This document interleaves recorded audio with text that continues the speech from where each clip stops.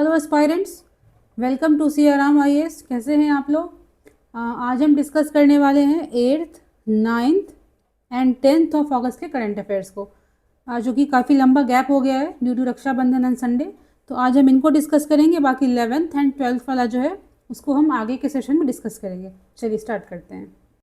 चलिए शुरू करते हैं। देखिए, तो हम आज स्टार्ट करने वाले हैं अपने मेंस के टॉपिक के साथ। तो हमारा टॉपिक क्या कहता है कि 50 ईयर्स सिंस 1975 इमरजेंसी। ठीक है, सिंपल सा स्टेटमेंट है कि आपातकाल जो लगाया गया था 75 में, उसको 50 साल पूरे हो गए। ठीक है, तो भैया ये इम्पॉर्टेंट क्यों हो जाता है हमारे अपकमिंग 2026 में जो मेंस होगा यूपीएससी का, उसके लिए ये टॉपिक इम्पॉर्टेंट हो जाता है। पहला कारण क्या है? 50 साल पूरे करना। सेकंड कारण क्या है कि यहाँ देखिएगा, इस लाइन पे देखिएगा, जो ROPA है ना, रिप्रेजेंटेशन ऑफ पीपल्स एक्ट 1951, यही वो एक्ट है, यही वो ट्रिगर पॉइंट है जिससे कि ये सारा जो प्रकरण था वो शुरू हुआ था। कैसे? तो देखिए, हम जानते हैं कि इलाहाबाद हाई कोर्ट के द्वारा श्रीमती इंदिरा गांधी, जो उस टाइम की प्रधानमंत्री थी हमारी, PM थी हमारी, उनको इस एक्ट के तहत इलाहाबाद हाई कोर्ट ने गिल्टी पाया, दोषी पाया। ठीक है, उसके बाद धीरे धीरे सीरीज ऑफ इवेंट्स होते हैं, मतलब एक्चुअली उनको ना इलेक्शन कंटेस्ट करने से मना कर दिया गया था बाय हाई कोर्ट। तो इन्होंने क्या किया? इन्होंने ये किया, क्या किया? आपातकाल को लागू कर दिया। ठीक है, तो हमें जो एग्ज़ाम के लिए जो चीज़ों को जानना है, ठीक है, वो ये है कि ये जो एक्ट है ना, अभी ये जो एक्ट है वो अभी स्पेशल इंटेंसिव डिवीजन जो चल रहा है भारत में, ठीक है, जगह जगह पे हो रहा है, उसके रिगार्डिंग में ये जो एक्ट है वो लगातार डेली पेपर में आ रहा है।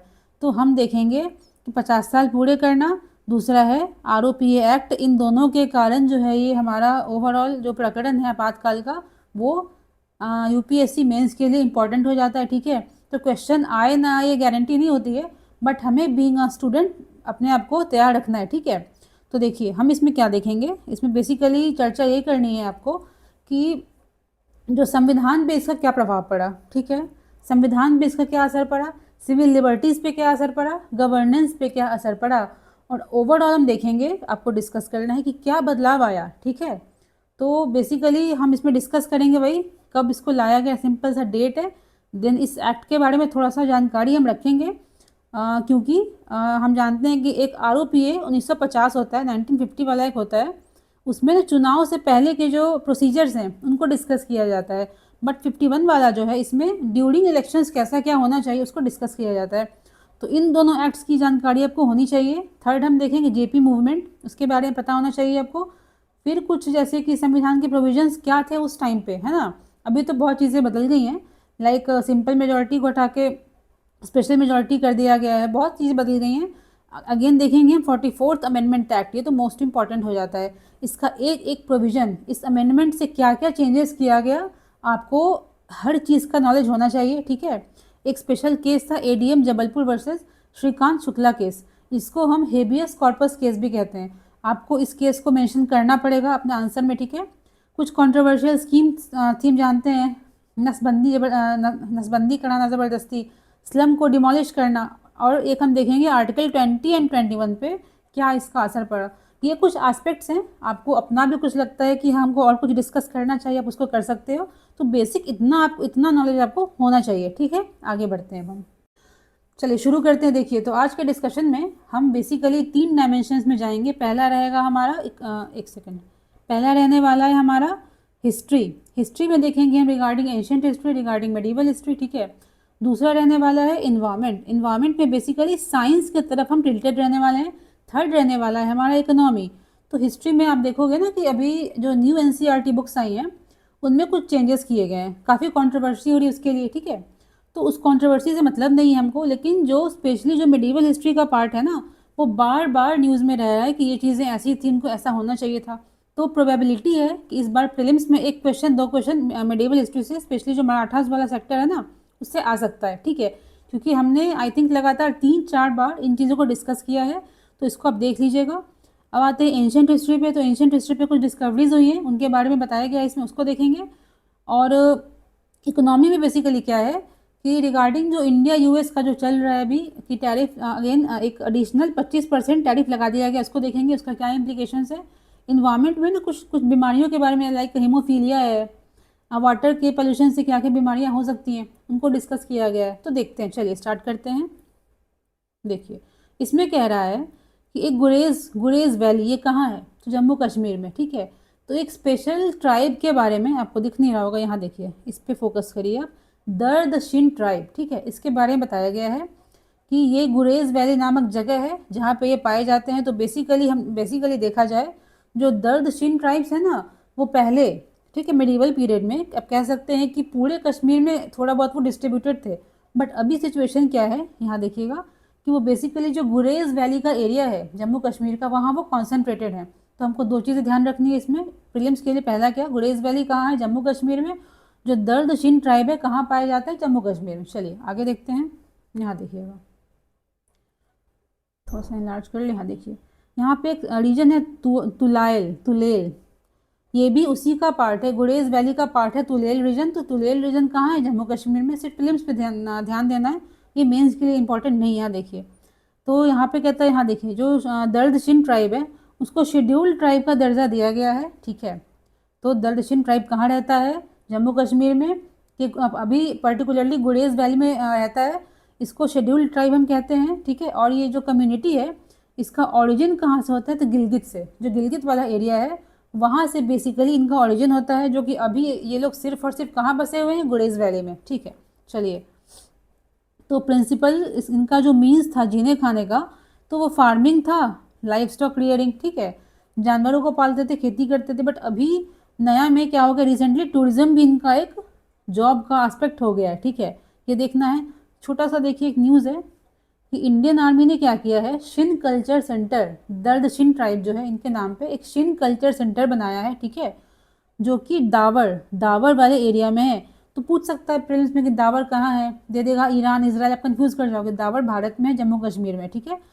और ये जो सेंटर है, शिन कल्चर सेंटर, ये किशन गंगा रिवर के किनारे में है। कहाँ है, किशन गंगा रिवर के किनारे में। चलिए अब देखेंगे हम, बस ये तो न्यूज़ यहीं पे हो गया। देखिए, यही वो ऐसे है, ये एक्चुअल पेपर में कोई आर्टिकल नहीं था, ये ना एक कंपनी का ऐड था, ठीक है। तो हमें लगा ये इंपॉर्टेंट है, आपको इसके बारे में जानकारी होनी चाहिए। रिगार्डिंग एथेनॉल, बायोफ्यूल्स, हमने काफ़ी अच्छे से इसको डिस्कस कर रखा है ऑलरेडी। तो इसमें बस आपको देखना है, अपनी ज्योग्राफी की बुक निकालो आप, उसमें काफ़ी डिस्कशन इस पर ऑलरेडी हो रखा है, हमने भी डिस्कस किया है। तो इसको आप अपने पास एज अ PDF रखो, पढ़ो, ठीक है। चलिए अब नेक्स्ट देखते हैं। देखिए, आगे बढ़ने से पहले कुछ शॉर्ट न्यूज़ हम देखेंगे। पहला कहता है इसमें, यहाँ देखिएगा, विजिंगम सी पोर्ट केरला में है, न्यूज़ में था इसलिए देख लेते हैं। वेलाना एयरपोर्ट कहाँ है, मालदीव्स में है। वर्ल्ड बायोफ्यूल डे कब मनाया जाता है, 10 अगस्त को, ठीक है। अब आगे बढ़ते हैं, यहाँ देखिएगा, हम अब फोकस करने वाले हैं, देखिए इस आर्टिकल पे, है ना। हरियाणा जो राज्य है ना, वहाँ पे एक गांव है, टोपड़ा कालन विलेज, ठीक है।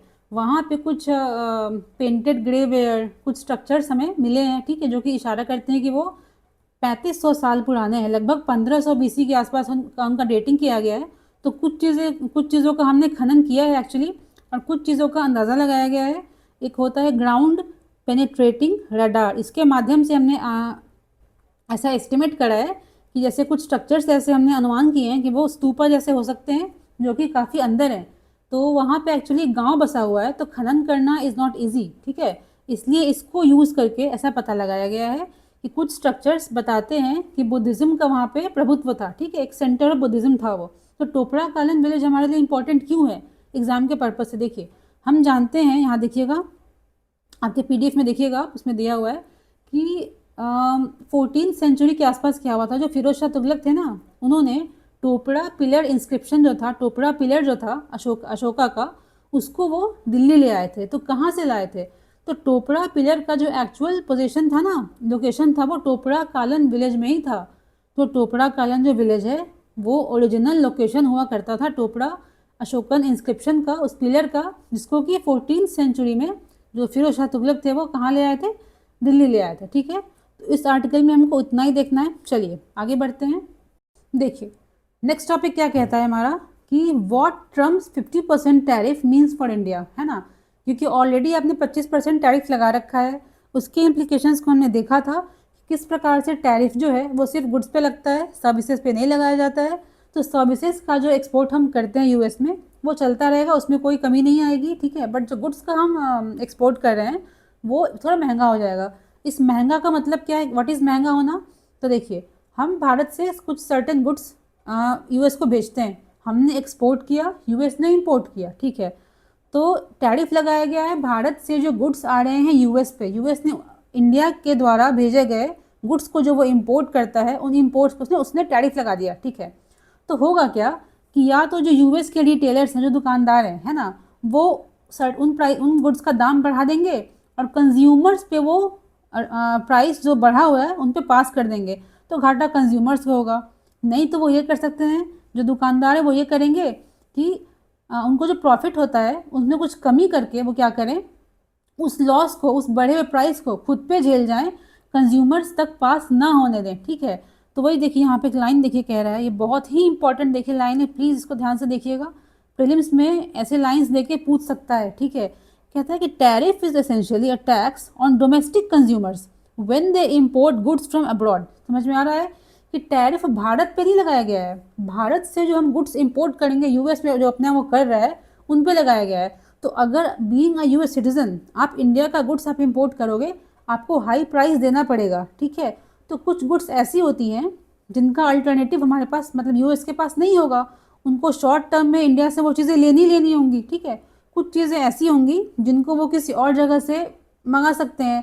तो होगा क्या कि भारत का चूंकि सामान यूएस में महंगा बिकेगा, ठीक है, तो डिमांड धीरे धीरे कम हो जाएगी, ठीक है ना, मतलब इन लॉन्ग टर्म कह सकते हैं कि डिमांड धीरे धीरे भारतीय सामानों की कम हो जाएगी वहाँ पे।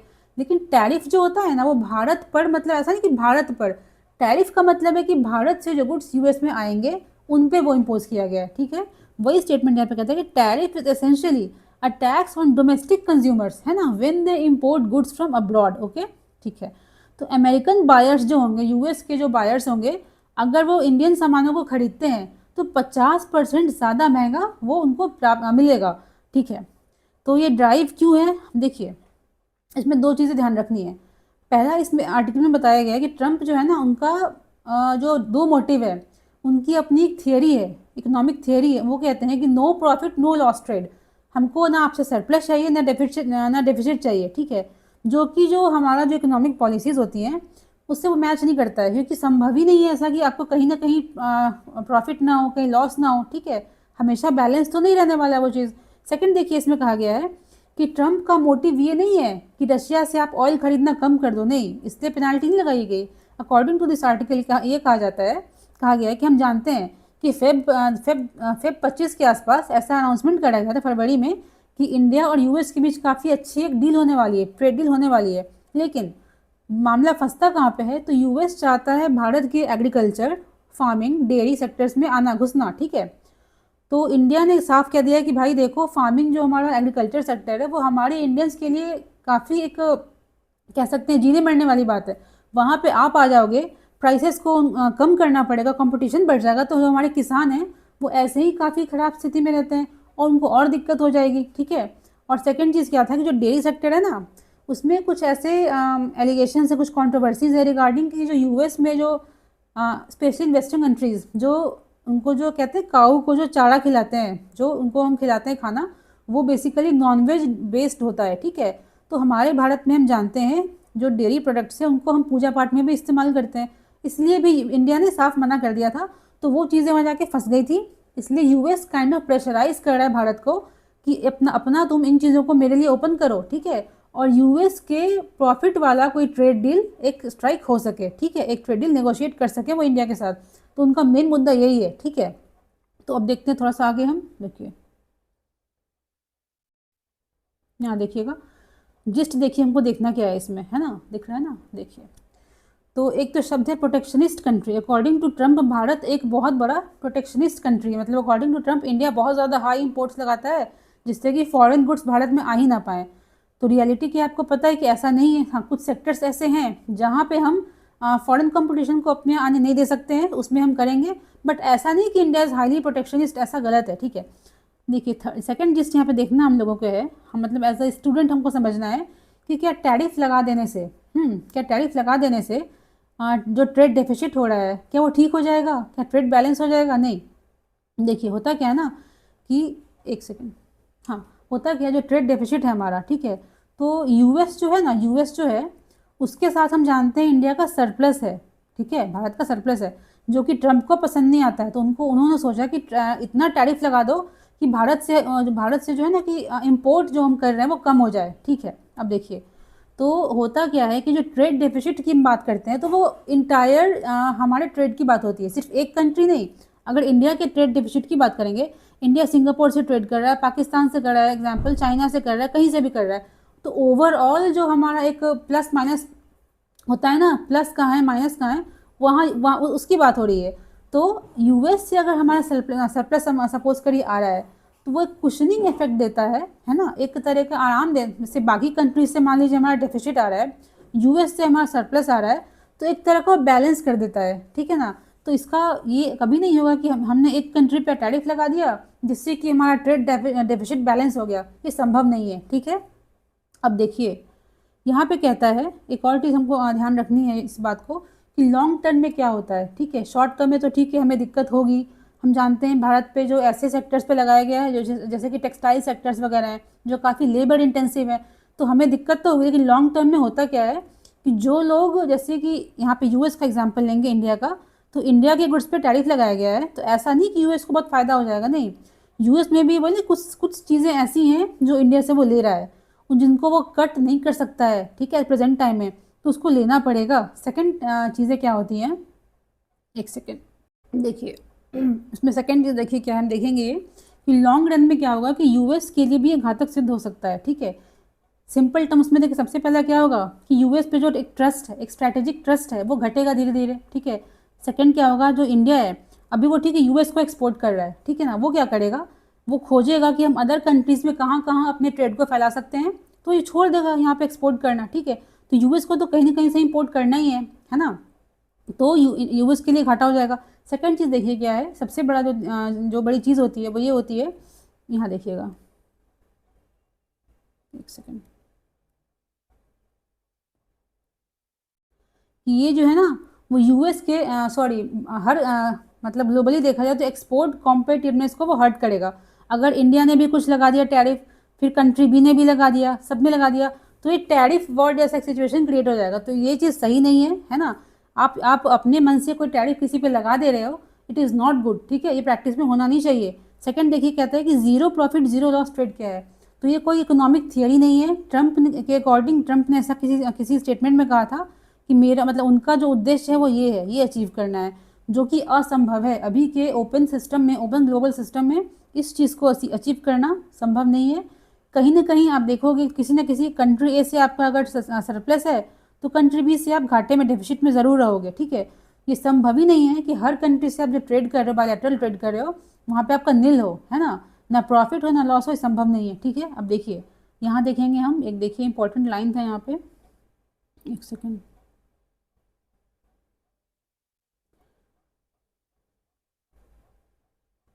देखिए एक तो वही कह रहा है कि ट्रंप जो है टैरिफ इसलिए डाल रहा है कि इंडिया को वो मजबूर कर सके एक यूएस के फेवर में कोई डील स्ट्रक करने के लिए, ठीक है। यहाँ देखिएगा, यहाँ पे कहता है कि ट्रंप ने सिर्फ ऐसा नहीं किया है कि जिन कंट्रियों से उसका घाटा चलता है यूएस का, उस पर ही टैरिफ लगाया हो, नहीं। कुछ कंट्रीज लाइक यूके, ऑस्ट्रेलिया, जहाँ पे यूएस का ट्रेड सरप्लस है, वहाँ भी टैरिफ लगा दिया उसने।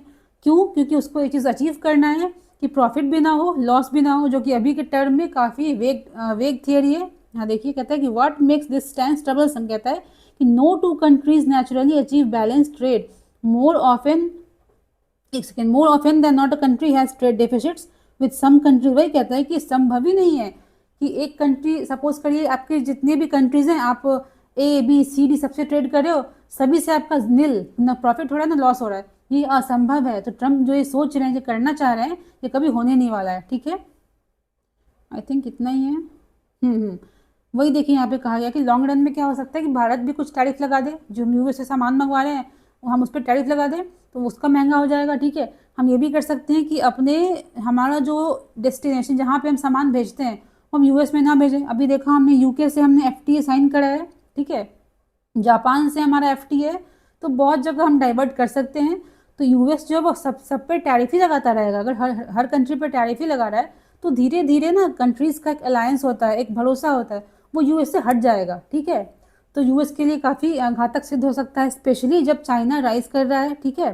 चलिए, तो वही यहाँ पे कहता है कि अगर भारत ऐसा करता है, अगर इंडिया अगर टैरिफ लगा देता है ठीक है ना, काउंटर टैरिफ लगाता है। One tariff essentially penalises the domestic consumer, placing tariffs will result in reduction India's imports from the US, thus widening the trade deficit, triggering yet another cycle of tariffs. भाई कहता है कि कुछ लोग ऐसा कह रहे हैं कि इंडिया को भी यूएस से जो सामान मंगवाते हैं उस पर टैरिफ लगा दो, उससे होगा क्या? हम जानते हैं, हमने देखा अभी कि टैरिफ जो है वो डोमेस्टिक कंज्यूमर्स को पेनलाइज करता है, उनके लिए दाम बढ़ जाता है।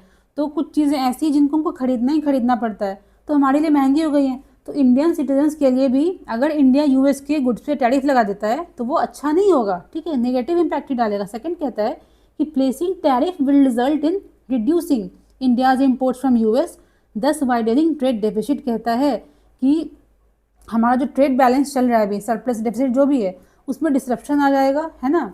तो ये ट्रेड वॉर की तरफ आगे हम बढ़ते चले जाएंगे, ठीक है। तो इसमें देखिए हमको ध्यान बस इतना सा चीज़ रखना है कि सबसे जो इम्पोर्टेंट है इस आर्टिकल में वो ये एक लाइन है कि जो टैरिफ होती है वो गुड्स पे लगाते हैं हम, सर्विसेज पे नहीं लगाते हैं। और टैरिफ हमेशा डोमेस्टिक कंज्यूमर्स पे उनको मतलब वो उनको उन पे हर्ट करता है, ठीक है। अगर यूएस ने इंडिया के गुड्स पे टैरिफ लगाया है तो यूएस में जो डोमेस्टिक कंज्यूमर्स हैं उनके लिए इंडिया का गुड्स महंगा हो गया, सिंपल सी बात यही। चलिए आगे देखते हैं। ये देखिए आर्टिकल था एक छोटा सा, मतलब ये इसमें मेंस में कुछ इंपॉर्टेंट नहीं मेंस के लिए, बट प्रीलिम्स के लिए है। तो हम बस फैक्ट्स देखते चलेंगे, ठीक है, डिस्कस कुछ करना नहीं। यहाँ देखिएगा, कहता है पहला फैक्ट, यहाँ देखिए फैक्ट नंबर 1 क्या कहता है। इन द वाइल्ड, है ना, India has 15 species belonging to cat family. तो प्रीलिम्स से पूछ सकता है, तो इंडिया में कैट फैमिली से बिलोंग करने वाली 15 तरह के स्पीशीज़ हैं, ठीक है। कितने? 15 स्पीशीज़ हैं। तो कैट फैमिली में देखिए लायंस भी आते हैं, ये बहुत इंपॉर्टेंट है। और लायंस अभी बहुत न्यूज़ में चल रहा है, आप देखोगे ना इस आर्टिकल्स में भी रिगार्डिंग लायंस से डिस्कशन करा हुआ है। और लायंस काफ़ी टाइगर्स, लायंस, टाइगर्स ये बड़े लार्ज कैट्स की फैमिली में आते हैं। बहुत लोगों को टाइगर्स का तो पता होता है बट लायंस में कंफ्यूज कर देते हैं वो। तो लायंस में जो है ना वो कैट फैमिली से ही बिलोंग करते हैं। यहाँ देखिए कैरेकल है, रस्टी स्पॉटेड कैट है, फिशिंग कैट है, ये कुछ एग्जाम्पल्स दिए हुए हैं स्मॉल कैट की प्रजाति के, ये कुछ एग्जाम्पल्स है लार्ज कैट की प्रजाति के, ठीक है। तो इन टोटल हमारे भारत में 15 स्पीशीज़ हमें हम पाए जाते हैं रिगार्डिंग कैट फैमिली। चलिए अब देखेंगे हम, इसमें डिस्कस करा गया है फिशिंग कैट के इंपॉर्टेंस के बारे में, फिशिंग कैट होती क्या है और उसके कुछ बिहेवियर्स के बारे में बताया गया है। आप जानते होंगे आई थिंक 2015 के बाद से एक ट्रेंड सा चला हुआ है ना कि काफ़ी जानवर के बारे में जब क्वेश्चन पूछता है यूपीएससी तो सिर्फ उसका IUCN स्टेटस ही नहीं पूछता है, ये तो पूछ ही सकता है उसका, जैसे कि वो नॉकटर्नल है कि नहीं, उसका रिप्रोडक्शन वो कब करता है, मतलब बहुत सारी चीज़ें वो पूछते रहता है। तो आपको हर एस्पेक्ट की जानकारी रहनी चाहिए, ठीक है। यहाँ देखिए पहला कहता है कि वेटलैंड्स, वेटलैंड्स क्या होते हैं हमने काफ़ी डिस्कस कर रखा है। ये हैं जहाँ पे वाटर लॉग्ड सॉइल होते हैं, जैसे कि रिवर प्लेन्स हो गया, मैनग्रोव्स हो गया है, स्वॉम्स हो गया, ये कुछ एग्जांपल्स हैं। तो जहाँ वाटर लॉगिंग होता है ना उस सॉइल पे उसको कहते हैं वेटलैंड, सिंपल टर्म्स में, ठीक है। तो इसमें कहता है कि वेटलैंड्स जो भारत में है वो फिशिंग कैट वहाँ पे बहुत अच्छे से रहती हैं, उनको बहुत पसंद है रहना, ठीक है। तो फिशिंग कैट जो है ना वो जो नॉर्मल डोमेस्टिक कैट हमारी बिल्लियाँ होती हैं उनके 2 गुने ट्वाइस उनकी साइज़ की होती हैं। दो चीज़ें देखा हमने, वेटलैंड्स वाले एरिया में फिशिंग कैट्स काफ़ी उनको पसंद है रहना। जो फिशिंग कैट्स होती हैं वो डोमेस्टिक कैट के कंपैरिजन में डबल इन साइज़ होती हैं, ठीक है। यहाँ देखिए तो इसमें कुछ उनके बिहेवियर्स के कुछ खासियत बताई गई है। पहला क्या है, पार्शियली वेब्ड पॉज, है ना, डेंसर वाटर रेजिस्टेंट कोट होता है, वो तैरना जानती हैं, अगर फुल्ली सबमर्ज भी है पानी के अंदर, नदी के अंदर, तब भी वो तैर जाती हैं, ठीक है। प्रोट्रूडिंग क्लॉज, मतलब ऐसे क्लॉज जिनको फुल्ली हम अंदर नहीं खींच सकते हैं, ठीक है ना। नॉट फुल्ली रिट्रैक्टेड, ठीक है। यहाँ देखिए उनका प्राइमरी डाइट क्या है, फिश है, ऑब्वियसली फिश नाम फिश उनका डाइट है, ठीक है। बट वो रोडेंट्स को भी खाते हैं, चिकन्स को भी खाते हैं, अदर स्मॉल एनिमल्स को भी खाते हैं। किसकी बात यहाँ पे कर रहे हैं हम, तो फिशिंग कैट की बात यहाँ पे कर रहे हैं, ठीक है।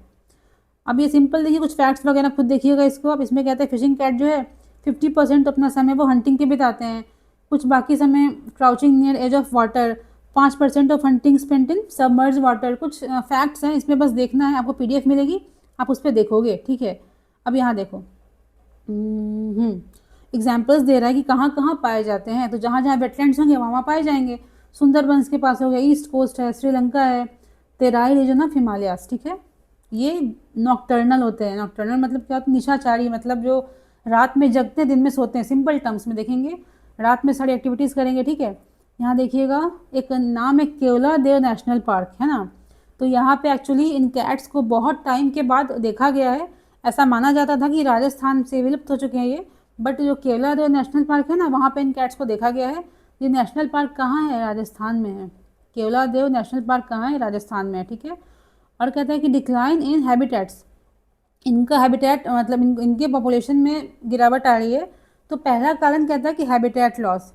अब वेटलैंड्स पे जैसे ह्यूमन इंक्रोचमेंट हो रहा है, आदमी वहाँ पे कुछ जाके कंस्ट्रक्शन कर रहा है, तो वो एरिया तो डैमेज हो रहा है ना, ठीक है। एक तो वो कारण। दूसरा कारण कहता है कि रिवेंज किल्स बाय ह्यूमन। जो फिश कैट्स होती हैं, फिशिंग कैट्स होती है ना, वो जैसे ह्यूमन्स अगर चिकन पालन करते हैं, कोई एनिमल्स पाल रहे हैं, उनको वो खा जाती हैं। तो कहता है कि इंडिया ह्यूमन्स क्या करते हैं? रिवेंज किल, है ना, उनको मार देते हैं, तो जिससे कि उनका हैबिटेट लॉस हो जाता है। एक और देखिए, ये दो इंपॉर्टेंट फैक्ट्स यहाँ पे और है रिगार्डिंग प्रीलिम। पहला देखा हमने कि केवलादेव नेशनल पार्क कहाँ है? राजस्थान में है। दूसरा देखिए, wild life institute of India कहाँ है? देहरादून में है। थर्ड देखिएगा, कोडिंगा वाइल्ड लाइफ सेंचुरी। कोडिंगा, ये कहीं देखिए एनसीईआरटी में कहीं दिया नहीं हुआ है, इसलिए ध्यान रखिएगा। कोडिंगा वाइल्ड लाइफ सेंचुरी कहाँ है? नियर काकीनाडा, आंध्र प्रदेश। तो केवलादेव कहाँ है? राजस्थान में। कोडिंगा कहाँ है? आंध्र प्रदेश में, ठीक है। Wild life institute of India कहाँ है? देहरादून में। तो प्रीलिम्स के लिए काफ़ी इंपॉर्टेंट फैक्ट्स में देखे। आगे बढ़ते हैं अब। देखिए नेक्स्ट टॉपिक क्या कहता है हमारा, कहता है कि was Jaisalmer ever part of Maratha empire? Historians का इस पर क्या कहना है? देखिए ऐसे बहुत सारे टॉपिक्स हैं ना, अभी देखेंगे हम हाल ही के कुछ महीनों में रिगार्डिंग एनसीईआरटी में क्या किया गया है। जो न्यू बुक्स उसकी आई है ना, उसमें कुछ टॉपिक्स को हटाया गया है, कुछ को जोड़ा गया है, ठीक है। तो एक कंट्रोवर्सी स्टार्ट हो चुकी है कि ऐसे नहीं करना चाहिए था, ये गलत है। तो उससे हमको मतलब नहीं है। हम देखेंगे कि जब भी ऐसा कोई आर्टिकल पेपर में आता है रिगार्डिंग कोई एम्पायर, कोई डायनेस्टी, जो कि स्पेशली फोकस देखिए इसमें किया गया मिडेवल इंडिया पे, ठीक है ना, तो एक ना एक क्वेश्चन प्रीलिम्स में पूछ सकता है, पूछना भी चाहिए, क्योंकि लगातार हर 2 दिन पे एक आर्टिकल देखिए आ जा रहा है। और स्पेशली जो मराठा वाला पार्ट है ना, उससे देखिए इसमें क्या कहता है कि जैसलमेर को एक देखिए एनसीईआरटी की बुक में एक मैप दिया गया है, यहाँ देखिएगा। इसमें क्या किया गया कि मराठा एम्पायर का जो ये ऑरेंज वाला जो एरिया बताया गया है, इसमें जैसलमेर भी इंक्लूडेड है। तो हिस्टोरियंस इस पे कहते हैं कि क्या Jaisalmer was actually part of Maratha empire, उसको डिस्कस किया गया है। तो हम देखेंगे हमारे प्रीलिम्स के लिए इंपॉर्टेंट कुछ फैक्ट्स को। चलिए देखते हैं यहाँ से। देखिए यहाँ देखिएगा, यहाँ से स्टार्ट कर रहे हैं। तो एज मुगल अथॉरिटी क्रम्बल्ड, हम जानते हैं कि औरंगज़ेब की जब मृत्यु होती है उसके बाद से एक्चुअली क्या होता है, मुगल साम्राज्य हमारा ख़त्म हो जाता है। तो कहता है कि पेशवा बाजीराव प्रथम जो थे, पेशवा बाजीराव वन, वो नॉर्थ की तरफ मतलब अपना प्रभुत्व स्थापित करने के लिए आगे बढ़ते हैं, ठीक है। एक देखिए इतिहासकार का नाम है स्टीवर्ट गॉर्डन, यहाँ देखिएगा स्टीवर्ट गॉर्डन, जिन्होंने बुक लिखी थी द मराठास। अगर पूछे प्रीलिम्स में ऑप्शन दे दिए मैच करने के लिए, खासकर स्टेट पीसीएस वगैरह में ऐसा होता है, इधर दे देगा बुक का नाम द मराठास 1600 to 1818, ये नाम है बुक का। किसने लिखा है? स्टीवर्ट गॉर्डन ने। कौन थे? इतिहासकार थे। देखिए इसमें कहता है मुगल के पतन के बाद क्या हुआ, जो मराठास थे ना, वो एक शक्ति के रूप में उभरे, ठीक है, एक कह सकते हैं फॉर्मिडेबल फोर्स, ठीक है, जिनसे टकराने के लिए आपको सोचना पड़ेगा, ठीक है। कहाँ पे? स्पेशली डेक्कन वाले पार्ट में, ठीक है। अब कहता है कि डेक्कन वाले पार्ट में वो कर क्या रहे थे, तो अर्स्ट वाइल जो पहले मुगल के प्रभुत्व में जो राज्य थे, अब तो मुगल का डाउनफॉल हो गया, ठीक है ना, उनसे अब वो क्या कर रहे हैं, वो ट्रिब्यूट कलेक्ट कर रहे हैं, ठीक है ना, राजस्व वसूल कर रहे हैं, ठीक है। अब कहता है, अब देखिए धीरे धीरे डिस्कशन देखिए हमारा आगे बढ़ रहा है। यहाँ देखिएगा, विजिबल होना चाहिए, यहाँ इस पर देखिएगा। कहता है कि 18th सेंचुरी में क्या होता है, Maratha pushed into parts of Rajasthan. तो धीरे धीरे करते करते आगे बढ़ते बढ़ते वो 18th सेंचुरी के आसपास क्या होता है कि राजस्थान के कुछ पार्ट्स में दिल्ली, अराउंड दिल्ली, पंजाब, बुंदेलखंड, उड़ीसा, बंगाल, बिहार, कहता है इन सभी एरियाज़ में, जिसमें राजस्थान भी इंक्लूडेड है, वहाँ पे धीरे धीरे वो घुसना शुरू करते हैं। अब करते क्या हैं, यहाँ देखिएगा, बहुत इसको स्टार मार्क करिए, प्रीलिम्स के लिए बहुत ही इंपॉर्टेंट फैक्ट है। इसमें कहता है according to this historian Stewart Gordon, no attempt to displace the local powers. उनका अटेम्प्ट ये कभी नहीं था कि वहाँ जो लोकल जो रूलिंग अथॉरिटी उसको हटा के हम खुद रूल करें, नहीं, ruling was not there aim. उनका एम क्या था, अग्रीमेंट टू कलेक्ट ट्रिब्यूट। वो क्या करते थे कि गए कहीं पे, मतलब अटैक किया, अगर वो जीत गए तो एक एग्रीमेंट साइन कर लिया, भाई तुम मेरे को साल में या जो भी था, मतलब महीने का इतना एक ट्रिब्यूट तुम देते रहोगे, ठीक है, बाकी तुम रूल करो। तो एडमिनिस्ट्रेशन जहाँ नहीं है, जहाँ पे रूलिंग नहीं है, वहाँ पे एम्पायर की बात कहाँ से आ जाएगी। आप किसी को सिर्फ वही इसमें कह रहे हैं कि मराठा इसका मेन मोटिव क्या था कि वो ट्रिब्यूट लेते थे, है ना, लोकल सत्ता को हटाने का कोई उनका उद्देश्य नहीं होता था। इसलिए ये कहना कि Jaisalmer was part of Maratha empire is not correct. ठीक है, यहाँ देखते हैं। ये देखिए कुछ सिंपल से फैक्ट्स हैं, आई डोंट थिंक एग्जाम के लिए ज़रूरी है, इसको छोड़िए। यहाँ देखिएगा।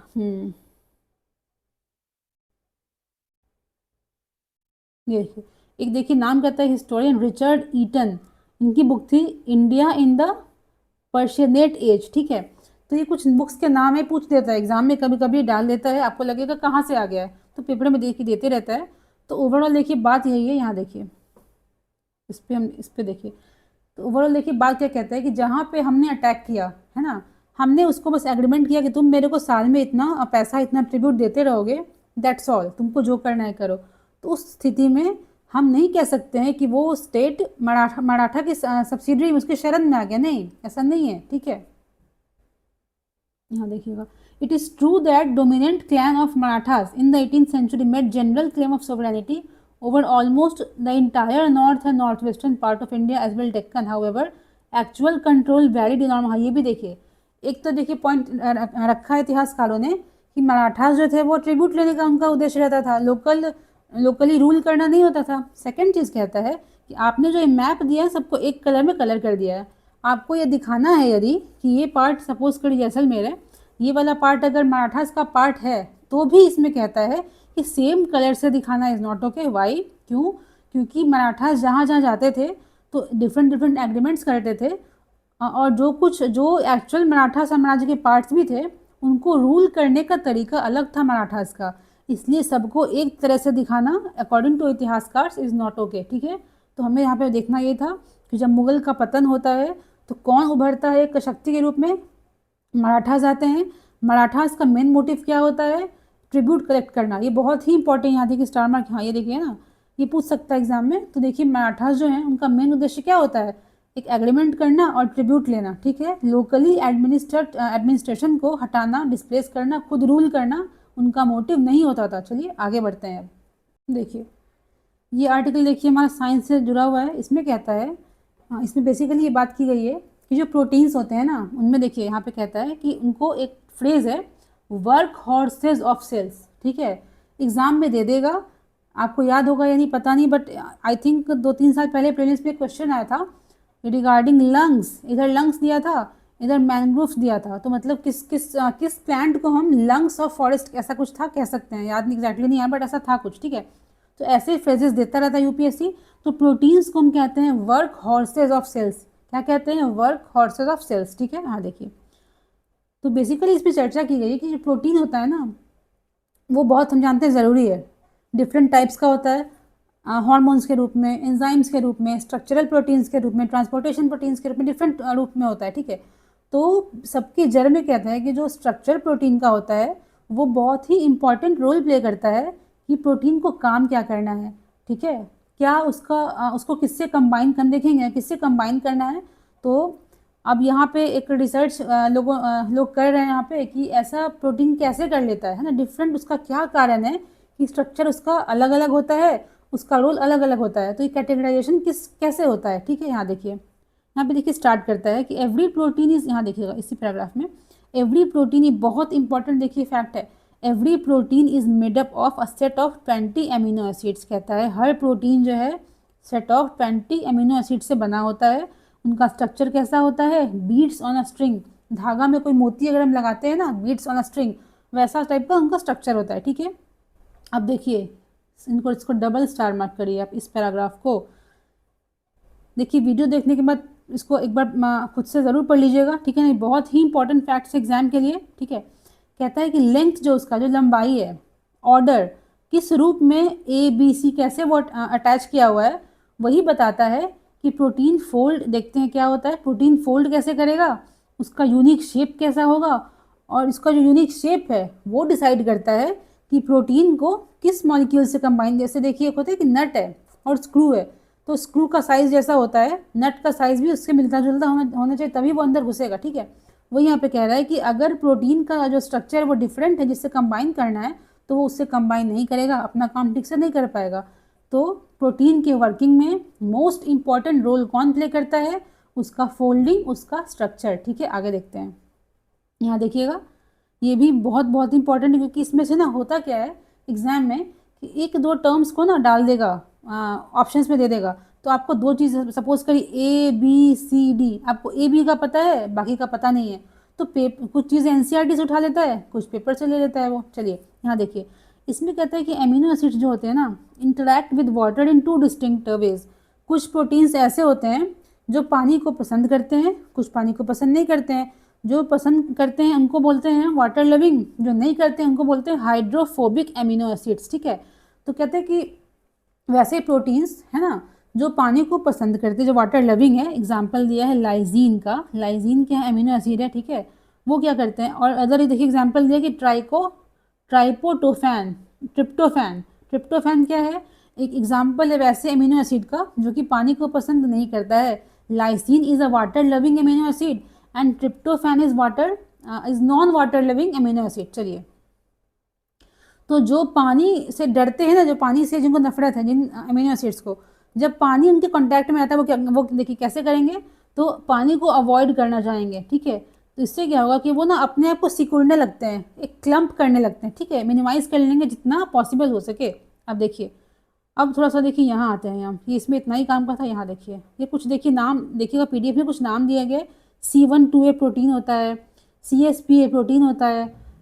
चलिए यहाँ देखिए, अब देखिए बेसिक चीज़ें जो हमको जहाँ देखनी है, पहला कहता है यहाँ देखिएगा कि शेप ऑफ फोल्डिंग, किस तरह उसको मुड़ना है। ठीक है, तो प्रोटीन स्ट्रक्चर डिटरमाइंस, तो जिस तरह वो फोल्ड हो रहा है ना, फोल्डिंग किस पे डिपेंडेंट है, वो वाटर लविंग है या वाटर हेटिंग है, इस पे डिपेंड करता है फोल्डिंग। फोल्डिंग पे डिपेंड करता है प्रोटीन का स्ट्रक्चर। ठीक है, तो प्रोटीन के स्ट्रक्चर पे डिपेंड करता है उसका स्पेसिफाइड रोल। ठीक है, दे हैव टू प्ले। समझ में आई बात? तो जो प्रोटीन, जो एमिनो एसिड्स होते हैं वो किस प्रकार फोल्ड करेंगे वो डिपेंड करता है वो वाटर लविंग है या वाटर हेटिंग है। ठीक है, फोल्ड कर लिया उन्होंने, तो एमिनो जो प्रोटीन वगैरह जो फोल्ड कर रहे हैं उनकी फोल्डिंग पे डिपेंड करता है प्रोटीन का स्ट्रक्चर क्या होगा, और वो जो स्ट्रक्चर होता है वो डिसाइड करता है कि इस प्रोटीन का काम क्या होगा। चलिए अब देखते हैं, यहाँ पहले देखिए, यहाँ देखिए, अब क्या था एग्जाम्पल से देखिए समझते हैं। सपोज करिए कोई एंजाइम है, एंजाइम को हम क्या कहते हैं, यहाँ देखिएगा बहुत इंपॉर्टेंट है, protein worker in our cells. Enzymes क्या होते हैं, protein workers in our cells, enzymes जो होते हैं। अब देखिए कहता है कि शेप, जो उनका शेप है क्या करता है, forms a pocket called active site. Enzymes के केस में एक सर्टेन एक्टिव साइट होता है, ठीक है ना, जहाँ ओनली राइट मॉलिक्यूल्स फिट। ठीक है, लाइक लॉक एंड की, ताला चाबी, जैसे एक सर्टेन ताला ए है उसका चाबी भी उससे मिलता जुलता होना चाहिए। वही कहता है कि एंजाइम्स के केस में क्या होता है, उनका शेप जो होता है ना, एक सर्टेन पॉकेट, एक सपोज करिए एक होल जैसा बनाया जिसमें किसी मॉलिक्यूल को फिक्स होना है। ठीक है, तो कहता है कि उस शेप इज़ वेरी इंपॉर्टेंट। वो एक पॉकेट बनाता है, इसको एक्टिव साइट कहते हैं, जहाँ पे only right molecules fit. Example क्या दिया है, एमाइलेज, हम जानते हैं हमारे सलीवा में पाया जाता है, ये स्टार्च को ब्रेक डाउन करता है। इसमें कहता है अगर इसका शेप गड़बड़ है तो स्टार्च से वो कंबाइन करके उसको ब्रेक डाउन नहीं कर पाएगा। ठीक है, अगर एमाइलेज का शेप गड़बड़ है, उस प्रोटीन का शेप गड़बड़ है, तो स्टार्च से मिल करके उसको ब्रेक डाउन नहीं कर पाएगा। ठीक है, दूसरा देखिए एग्जाम्पल कहता है एंटीबॉडीज़ का। एंटीबॉडीज़ क्या होते हैं, प्रोटीन बॉडीगार्ड्स, इनको हम कहते हैं सिंपल टर्म्स में। तो ये क्या होता है कि शेप, इनका भी शेप क्या करता है, अलाउ करता है to grab and block harmful germs. इसके शेप में भी अगेन दिक्कत आएगी, अगर शेप कुछ अलग हो गया तो ये काम नहीं करेगा। सिंपल सी बातें हैं। यहाँ देखिए हार्मोन्स की अगर एग्जांपल ली जाए, इनको प्रोटीन मैसेंजर्स कहते हैं। Hormones are called as protein messengers. इसमें कहता है कि shaped to fit into receptors. अब देखिए जहाँ पे इनको काम करना है ना, सपोज करिए हार्मोन ए को यहाँ पे काम करना है, यहाँ कुछ रिसेप्टर्स होते हैं। ठीक है, तो इस प्रोटीन का जो ए का जो शेप है वो ऐसा होना चाहिए इन रिसेप्टर्स में फिट हो जाए वो। ठीक है, अगर शेप नहीं होगा वैसा तो यहाँ फिट नहीं करेगा, काम नहीं करेगा। जैसे इंसुलिन कहता है take in sugar from blood, तो इसमें हमने देखा कि डिफरेंट एग्जाम्पल्स है कि प्रोटीन। हाँ, एक और चीज़ देखिए, यहाँ देखिए पहले, ये बहुत इंपॉर्टेंट देखिए नोट है, यहाँ पे कहता है कि स्ट्रक्चर एंड फोल्डिंग उसके रोल को डिसाइड करता है ना, बट ये डिसाइड नहीं करता है कि प्रोटीन हार्मोन बनेगा, एंजाइम बनेगा, एंटीबॉडी बनेगा, ये क्या बनेगा, ये डिसाइड नहीं करता है। एग्जाम में दे सकता है प्रीलिम्स में कि structure and folding of protein decides this this this, नहीं, structure and folding of protein सिर्फ ये डिसाइड करता है कि अगर वो हार्मोन है उसको कहाँ जाके काम करना है, कौन से सेल पे इसको अटैच होना है। अगर वो एंजाइम है तो उसको किस चीज़ को पकड़ के इसको तोड़ना है, ठीक है, जैसे स्टार्च पे काम करना है, प्रोटीन पे करना है, ठीक है। तो कहता है ये जो बेसिक चीज़ें है ना, ये डीएनए, ये जीन हमारा तय करता है। स्ट्रक्चर एंड फोल्डिंग प्रोटीन के काम को बताता है, उनके कैटेगराइजेशन नहीं करता है कि हार्मोन कौन बनेगा, एंजाइम कौन बनेगा, नहीं, हार्मोन तो हार्मोन है, तो कौन से हार्मोन को कहाँ पे काम करना है, कौन से एंजाइम को कहाँ पे काम करना है, ये डिसाइड करता है folding and structuring of protein. चलिए आगे बढ़ते हैं। देखिए ये एक आर्टिकल आया था रिगार्डिंग लायंस, क्योंकि वर्ल्ड लायन डे हमने मनाया है 10 अगस्त को, ठीक है।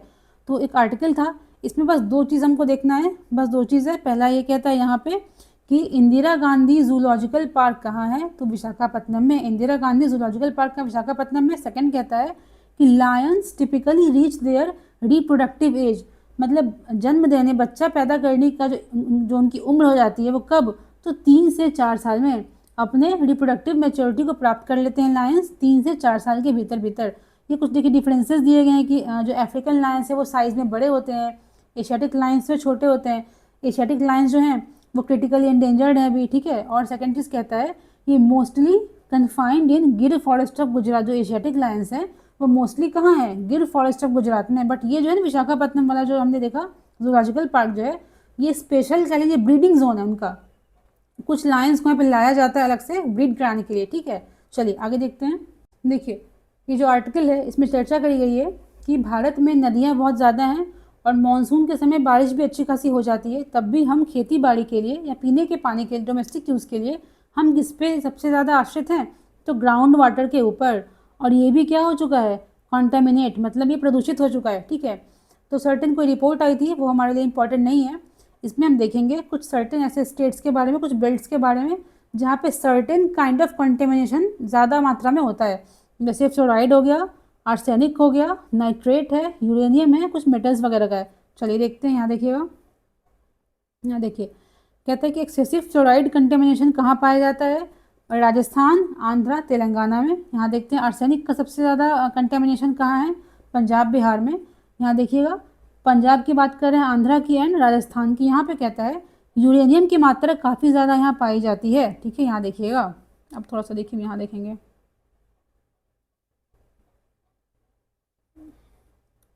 ये देखिए, ये इस पे देखिएगा, यहाँ पे ये बहुत इंपॉर्टेंट देखिए लाइन कहता है कि जो आर्सेनिक एक्सपोजर है ना, जो आर्सेनिक है वो सबसे ज़्यादा मात्रा में पानी में कहाँ मिलता है, तो गैंगेटिक बेल्ट, जो गंगा नदी के जो किनारे जो क्षेत्र हैं वहाँ पाया जाता है, जैसे कि वेस्ट बंगाल, बिहार, यूपी, झारखंड, असम वगैरह का जो जगह है, यहाँ पे कहता है कि आर्सेनिक कंटेमिनेशन काफ़ी ज़्यादा है, जिससे कि कैंसर होने का खतरा बहुत ज़्यादा होता है, ठीक है।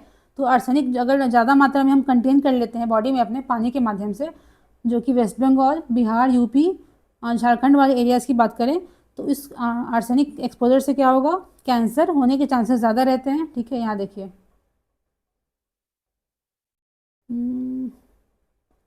ये देखिए एक होता है ब्लू बेबी सिंड्रोम, ठीक है, एग्जाम में पूछ सकता है। इन्फेंट्स को होता है ब्लू बेबी सिंड्रोम, ये क्यों होता है, तो नाइट्रेट के ज़्यादा मात्रा में बॉडी में इंटेक होने से, ठीक है। चलिए अब थोड़ा सा हम देखेंगे ना, देखिए यहाँ पे जो हमारे लिए, या देख लीजिएगा कुछ फैक्ट्स हैं, यहाँ देखिए इंपॉर्टेंट कुछ फैक्ट्स यहाँ देखिए, एग्जाम के लिए ज़रूरी क्या, देखिए तो सीपीसीबी क्या है। देखिए इसमें ये भी कहा गया है कि जो भारत में हम पानी को रेगुलेट करते हैं उसका फ्रैगमेंटेशन है, मतलब कोई एक सर्टेन अथॉरिटी रिस्पॉन्सिबल नहीं है, कुछ काम इसको दिया गया है, कुछ काम बी को दिया गया है। तो हम देखते हैं प्रीलिम्स में क्वेश्चन कहाँ से पूछ सकता है, यहाँ देखिएगा कि एक तो देखा हमने कि डिफरेंट काइंड ऑफ कंटेमिनेशन कहाँ कहाँ पाया जाता है, कुछ पंजाब में, कुछ काइंड ऑफ राजस्थान में, वो हो गया। यहाँ देखेंगे हम कि सीपीसीबी क्या है, central pollution control board. SPCB क्या होता है, स्टेट पोल्यूशन कंट्रोल बोर्ड, ठीक है। जो सीपीसीबी है ना, उसको वो अंडर किस मिनिस्ट्री के अंदर काम करता है, मिनिस्ट्री ऑफ इन्वायरमेंट के अंदर वो काम करेगा, ठीक है। अब देखिए ये इसको स्टैब्लिश किस एक्ट के तहत किया गया है, इस एक्ट के तहत, water prevention and control of pollution act 1974। ये बहुत देखिए एक कंट्रोवर्शियल चीज़ है, आप कंफ्यूज कर सकते हो इसमें, प्लीज़ इसको ध्यान दीजिएगा। जो सीपीसीबी है, सेंट्रल पोल्यूशन कंट्रोल बोर्ड, उसको इस्टेब्लिश किया गया है इस एक्ट के तहत, water prevention and control act के तहत, ठीक है। बाद में क्या किया गया 1981 में, इसको एक्स्ट्रा पावर्स दी गई किस एक्ट के तहत, तो air prevention and control of pollution act 1981। इसका मतलब है जो सीपीसीबी हमारा है वो both air and water pollution के लिए जिम्मेदार है, मतलब उसके कंट्रोल के लिए रिस्पॉन्सिबल है, ठीक है। अब देखिए, जो स्टेट पोल्यूशन कंट्रोल बोर्ड्स होते हैं ना, इनका काम क्या होता है, जो सीपीसीबी होता है ना, वो टेक्निकल सपोर्ट देगा, गाइडलाइन दे सकता है, बट जो एक्चुअल जो इम्प्लीमेंटेशन होता है, जो काम होता है, वो करता है एसपीसीबी, मतलब स्टेट पोल्यूशन कंट्रोल बोर्ड, ठीक है। तो ये रिस्पॉन्सिबल फॉर इम्प्लीमेंटिंग, जो प्रॉपर जो इम्प्लीमेंटेशन होता है उसको उसको कौन करता है, एसपीसीबी करेगा, ठीक है। यहाँ देखिएगा, यहाँ देखिएगा, जो एसपीसीबीज हैं, स्टेट पोल्यूशन कंट्रोल बोर्ड जो हैं, also established under the above two act. इसका मतलब हम देखेंगे ये कि जो सेंट्रल पोल्यूशन कंट्रोल बोर्ड है वो रिस्पॉन्सिबल है both air and water pollution के लिए, ठीक है। सिमिलरली जो स्टेट पोल्यूशन कंट्रोल बोर्ड है, बोर्ड्स हैं, उनको भी पावर कहाँ से मिलती है, इन दो एक्ट्स के तहत। ये जो दो एक्ट्स है ना, ये वाले एक्ट्स, इनसे ही मिलती हैं। इसलिए जो स्टेट पोल्यूशन कंट्रोल बोर्ड है वो भी रिस्पॉन्सिबल हैं एयर एंड वाटर की पोल्यूशन के कंट्रोल के लिए। चलिए अब एक देखिए, सर्टेन सा एक छोटा सा एक ये है अथॉरिटी है, सेंट्रल ग्राउंड वाटर अथॉरिटी। इसको देखिए, दो चीज़ें देखनी है। इसको इस्टेब्लिश किया गया था इन्वायरमेंट प्रोटेक्शन एक्ट के तहत। सेंट्रल ग्राउंड वाटर जो अथॉरिटी है, इसको हमने बनाया था इन्वायरमेंट प्रोटेक्शन एक्ट के तहत 1986 के तहत। बट अभी ये कहाँ है, अभी इसका क्या स्टेटस है, अभी ये मिनिस्ट्री ऑफ जल शक्ति के अंतर्गत ही आता है। अभी कहाँ आता है, मिनिस्ट्री ऑफ जल शक्ति के अंतर्गत ही आता है, ठीक है। तो इसका काम क्या है, ग्राउंड वाटर के रिगार्डिंग उसको डेवलप करना, मैनेज करना। अगर कोई कंस्ट्रक्शन वगैरह यहाँ पे होने वाला है, लाइक इंडस्ट्रीज या कोई फ्लैट वगैरह बन रहा है, उसके लिए एनओसी देना। एनओसी मतलब क्या है कि ग्राउंड वाटर को, उस एरिया के ग्राउंड वाटर को, मतलब क्या होगा कि कोई नेगेटिव इम्पैक्ट इस पर नहीं आएगा, ठीक है। तो नो ऑब्जेक्शन सर्टिफिकेट्स कौन देता है, यही देगा।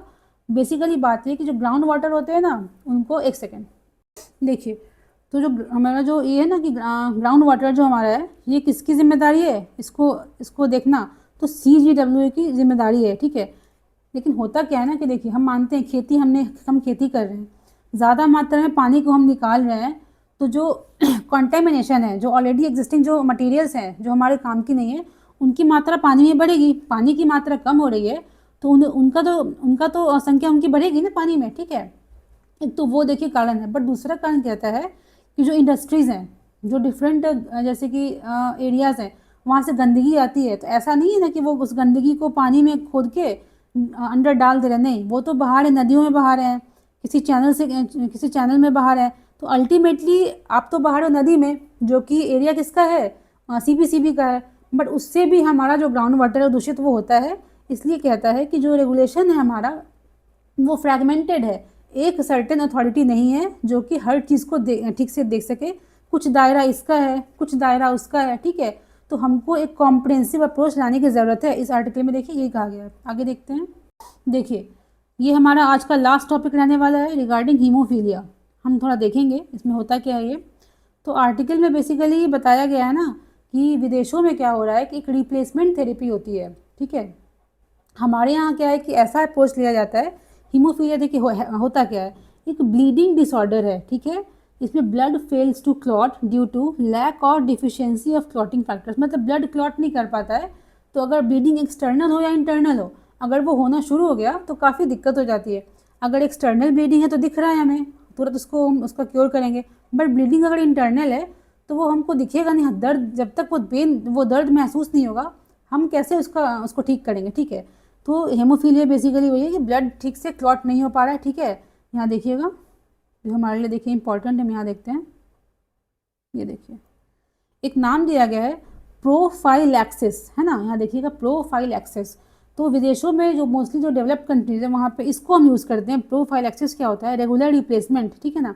ये अगर किसी को पता है इसको हीमोफीलिया है ना, तो जब वो प्रॉब्लम क्रिएट कर रहा है, मतलब सपोज करी ब्लीडिंग इंटरनल हो जा रही है, ब्लड क्लॉट नहीं हो पा रहा है, एक्सटर्नल ब्लीडिंग है, वैसा सिचुएशन को आने से पहले ही हम क्या कर दे रहे हैं, उसको कुछ सर्टेन चीज़ों को हम रिप्लेस कर दे रहे हैं, ठीक है ना। कुछ इंटरनल हम ट्रीटमेंट प्रोवाइड कर रहे हैं बॉडी में, जो कि डैमेज होने से पहले हम कर रहे हैं। बट इंडिया में क्या होता है, ऑन डिमांड थेरेपी। इसमें कहता है कि जब ब्लीडिंग या कोई थ्रेट वैसा आ चुका है, ठीक है ना, तब उसको हम उस पर ध्यान दे रहे हैं, ठीक है।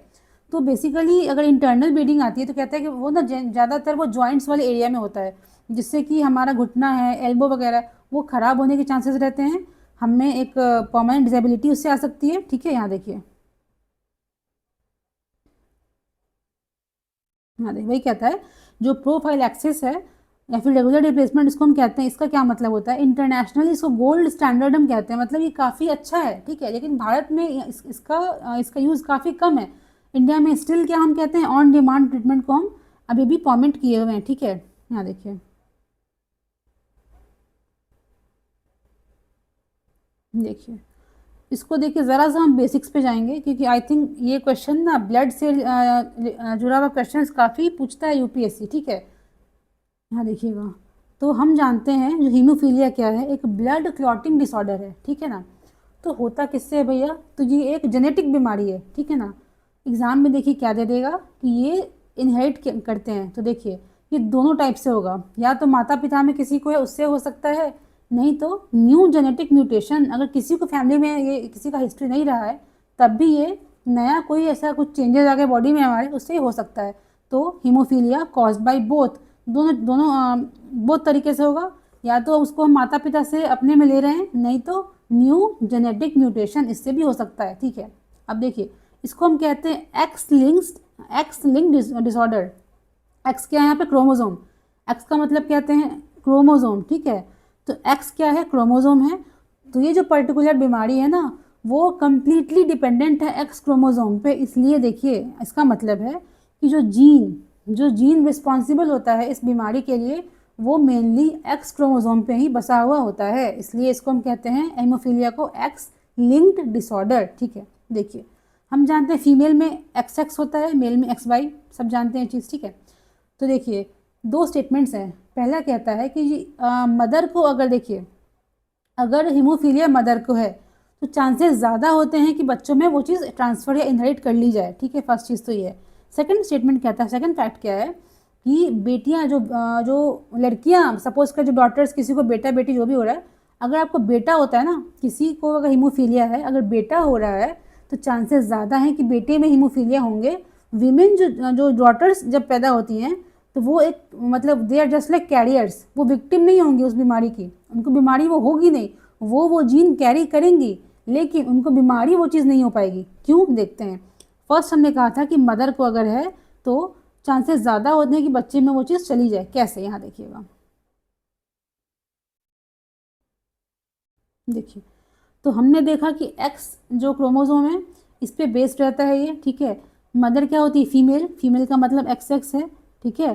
तो अगर XX में दोनों एक्स ही है ना भैया, तो दोनों में अगर वो चीज़ है, ठीक है ना, तो अगर बेटा हो रहा है तो लड़के में क्या होगा, एक एक्स होगा मदर से, वाई फादर से आएगा, एक्स तो मदर से आएगा ना, वाई फादर से आएगा। तो मदर के एक्स में अगर XX मतलब हमने इसको शॉर्ट में लिखा है, अगर मदर के एक्स क्रोमोजोम में हीमोफीलिया है, वो बीमारी है, तो बेटे में तो आना निश्चित है, वो 100% श्योर है कि वो आएगा, क्योंकि बेटा जो है, जो सन है, वो एक्स लेगा मदर से, वाई क्रोमोजोम लेगा फादर से। तो मदर के एक्स क्रोमोजोम से बीमारी जो हीमोफीलिया है वो बेटे में ट्रांसफ़र होनी निश्चित है। मतलब बेटा अगर किसी को लड़का होता है तो हीमोफीलिया अगर मदर को है तो वो लड़के में ट्रांसफ़र होना उसका निश्चित है, ठीक है। यहाँ देखिए सेकंड कहता है, डॉटर की बात देखिए हम करते हैं, अगर बेटी की बात करते हैं तो डॉटर में होगा X एंड X, ठीक है। एक तो मदर से आएगा, एक फादर से आएगा। तो अगर फादर को भी हीमोफीलिया है, मदर को भी हीमोफीलिया है, तब बेटी को हीमोफीलिया होगा। बट अगर सिर्फ मदर को हीमोफीलिया है, मदर से उसको X मिला, दूसरा X फादर से मिल रहा है क्रोमोजोम, तो फादर का तो डिफेक्टिव नहीं है, फादर को तो हीमोफीलिया नहीं है। तो डॉटर्स क्या करेंगी, daughters will work as a carrier. उन जो डॉटर होंगी उनकी जब शादी, उनके जब बच्चे होंगे वो उनको ट्रांसफ़र करेंगे, ठीक है। उनके अपने बॉडी में इससे कुछ भी सिम्टम देखने को नहीं मिलेंगे। तो हमने देखा जो हीमोफीलिया जो डिजीज़ है वो बेसिकली X क्रोमोजोम पे बेस्ड है। मदर्स जो होती हैं उनको अगर हीमोफीलिया है तो आगे बच्चों पे चांसेस ज़्यादा हैं कि वो उसको वो बीमारी मिल जाए।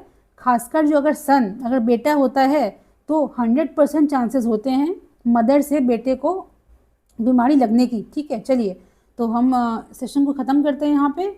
आपको कोई दिक्कत अगर होती है, कोई भी तरह की प्रॉब्लम है आप कमेंट सेक्शन में पूछो, we will revert to that. चलिए, थैंक यू।